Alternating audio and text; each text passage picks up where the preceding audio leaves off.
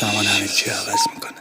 تو که میدونی تنهایی چی کار میکنه با قلب یه آدم، خدا میدونه واسه این رابطه واقعا نگرانم. منی که اسطوره بودم یه روزی واسه عالم و آدم، حالا یه آینه عبرت شدم واسه اطرافیانم. اگه تو سرد بشی دل سنگ بشی با حق داری بازم، وقتی تمومی نداره با خودم لج بازیامم.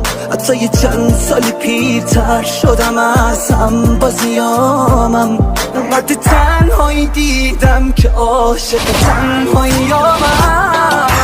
عشق آدمو کور میکنه، دلو مجبور میکنه، خودشو هفت توی سلول یه زندون میکنه. عشق دلتو خون میکنه، یه وقتایی هم خوب میکنه، دل یه عاشقو میگیره و حیرون میکنه. عشق آدمو کور میکنه، دلو مجبور میکنه، خودشو هفت توی سلول یه زندون میکنه. عشق دلتو خون میکنه، یه وقتایی هم خوب میکنه، دل یه عاشقو میگیره و حیرون میکنه.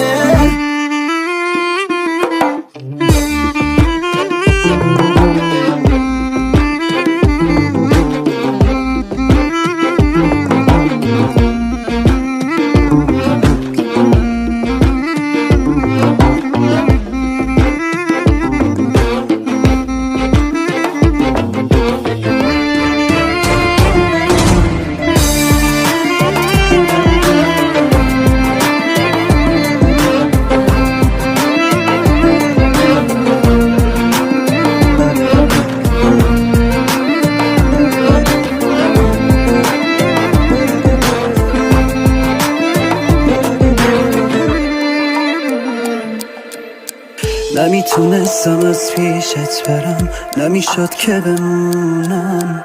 میخواستم برم ولی دلم میگفت محاله که بتونم. نمیتونستم حالیت کنم که وابسته است به تو جونم. تا کجا باید عاشقت میموندم من نمیدونم.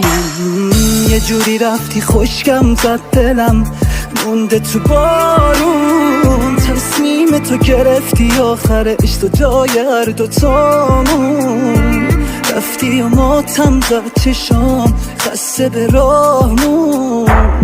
حالا که نیستم حواست باشه به گلامون. عشق آدمو کور میکنه، دلو مجبور میکنه، خودشو هفت توی سلول یه زندون میکنه. عشق دلتو خون میکنه، یه وقتایی هم خوب میکنه، دل یه عاشقو میگی